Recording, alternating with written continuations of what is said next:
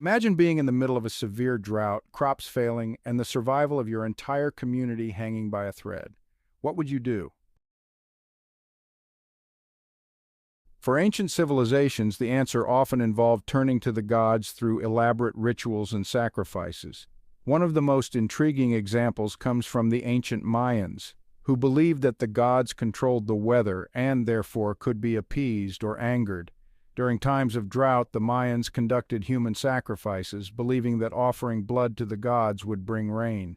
The victims, often high-status individuals or captives of war, were seen as mediators between the human world and the divine.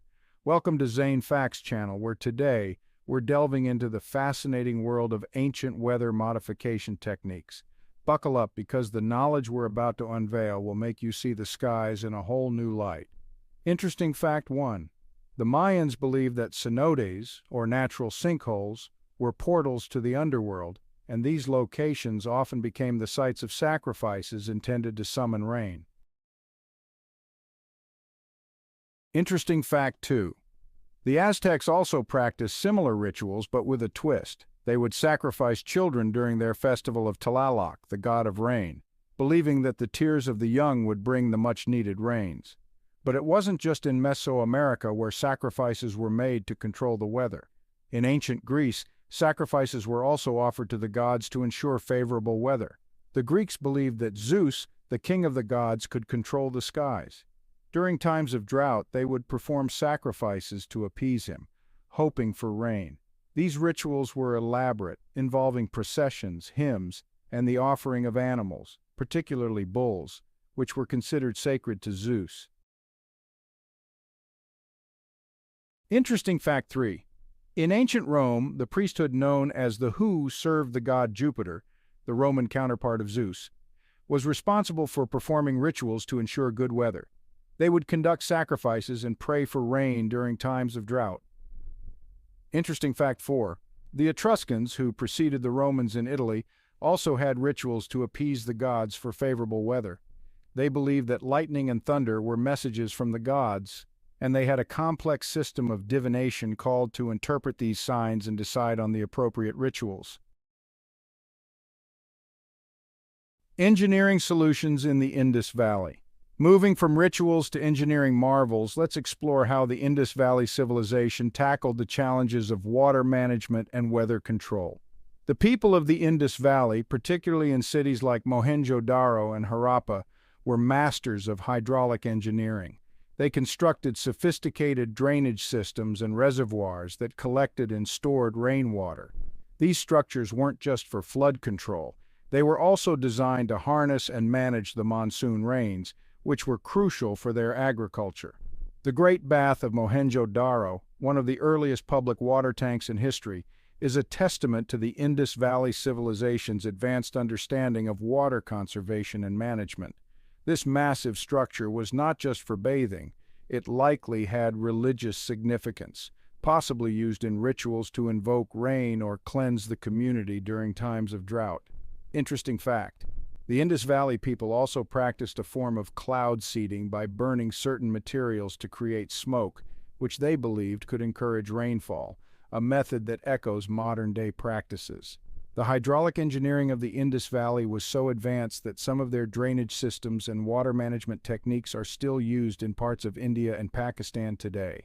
The ingenuity of the Indus Valley civilization extended to their agricultural practices as well. They developed a system of irrigation that allowed them to cultivate crops even during dry seasons. This system relied on a combination of canals, wells, and reservoirs to store and distribute water efficiently.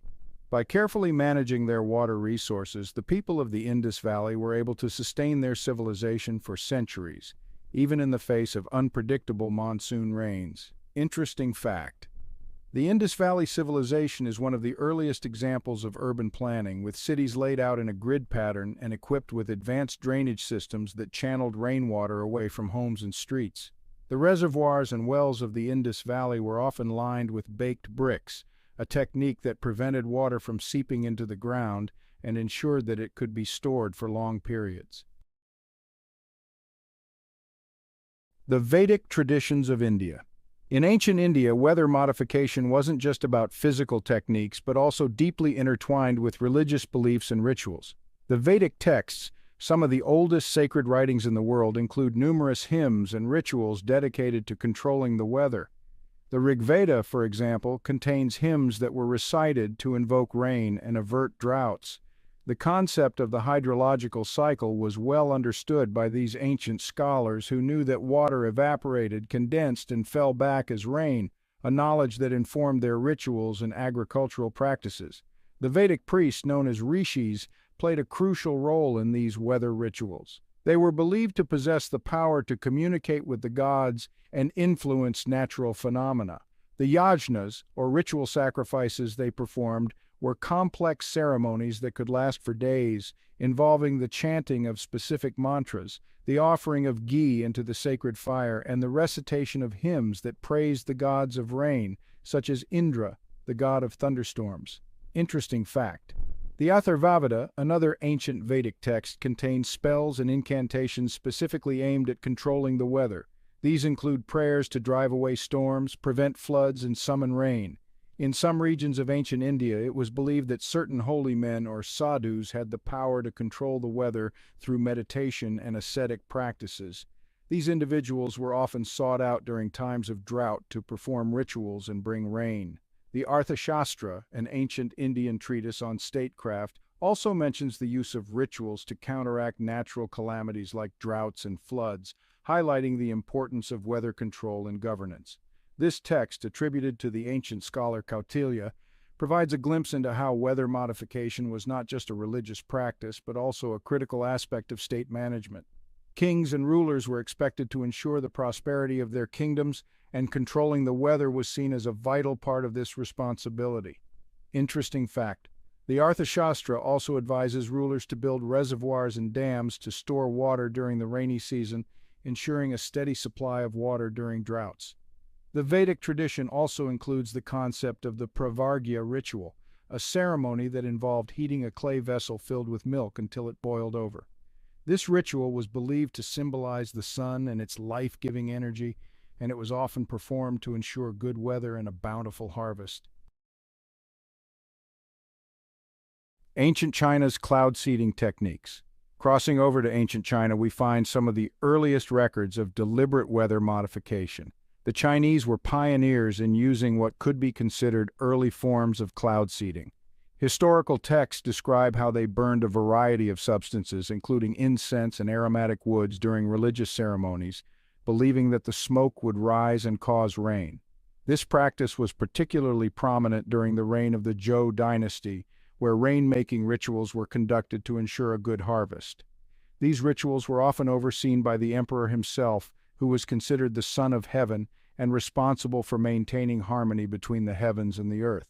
If the weather was unfavorable, it was seen as a sign that the emperor had lost the mandate of heaven, a divine right to rule.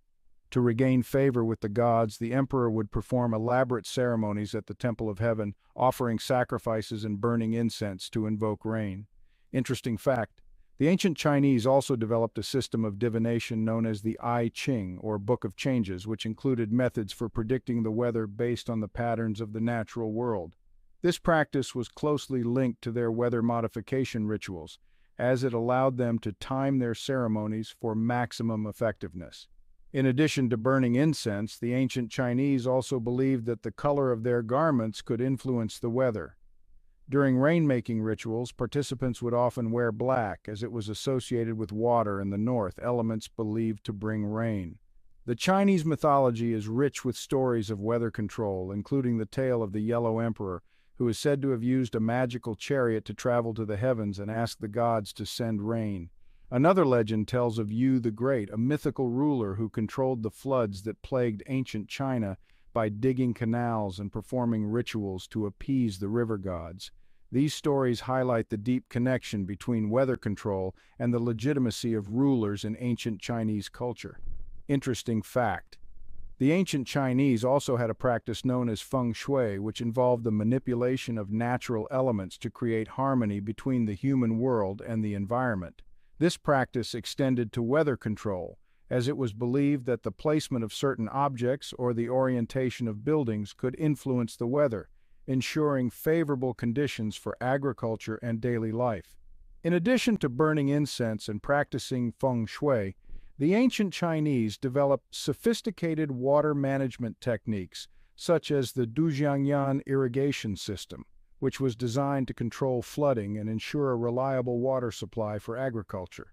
This system, which dates back to the 3rd century BCE, is still in use today, demonstrating the long-lasting impact of ancient Chinese engineering on weather management.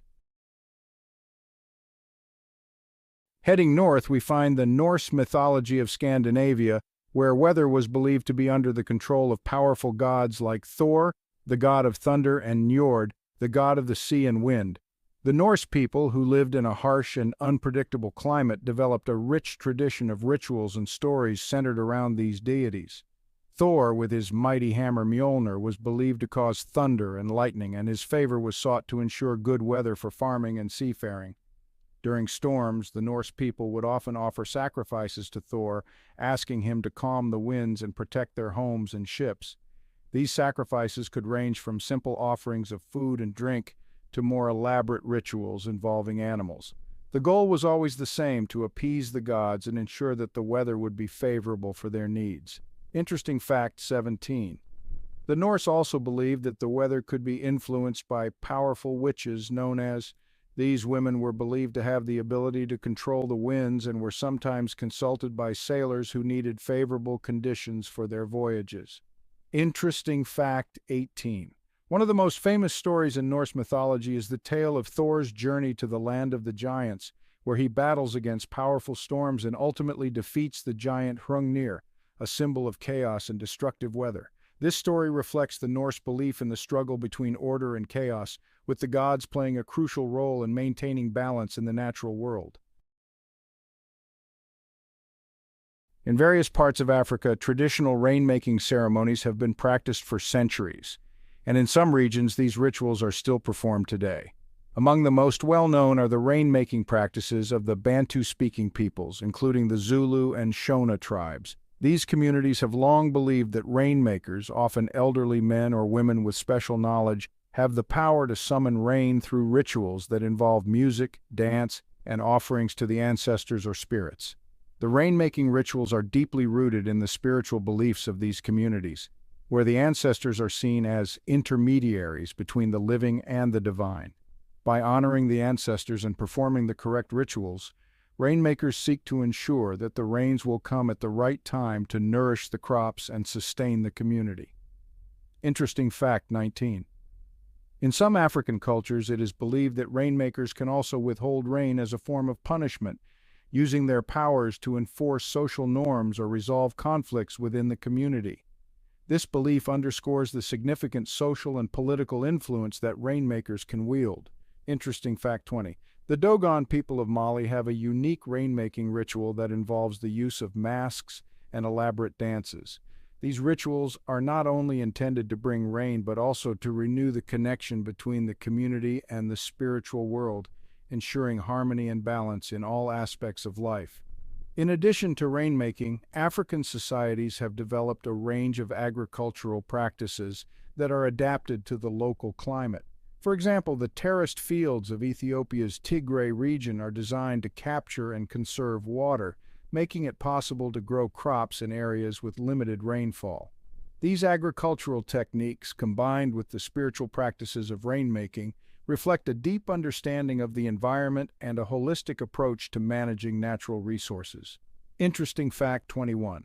In the Sahara Desert, the Tuareg people have developed a sophisticated system of water management that allows them to survive in one of the harshest environments on Earth.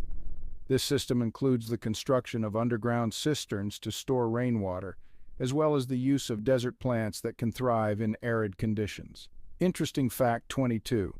In addition to rainmaking rituals, some African communities also use traditional medicine to protect their crops from drought. These practices often involve the use of herbs and other natural substances that are believed to have protective properties, reflecting a deep knowledge of the local environment and its resources. As we've seen, Ancient weather modification techniques were deeply intertwined with the religious, cultural, and technological practices of the societies that used them. Whether through rituals, sacrifices, engineering marvels, or agricultural innovations, these techniques reflect a profound understanding of the environment and a desire to harness its power for the benefit of the community. While modern science has given us new tools to study and influence the weather, the legacy of these ancient practices remains.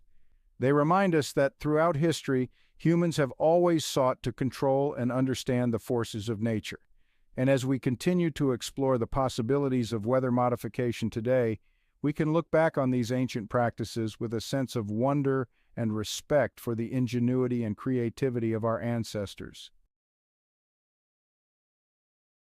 If you enjoyed this journey into the world of ancient weather modification techniques, be sure to hit that like button and subscribe to Zain Facts channel for more fascinating stories from history and beyond.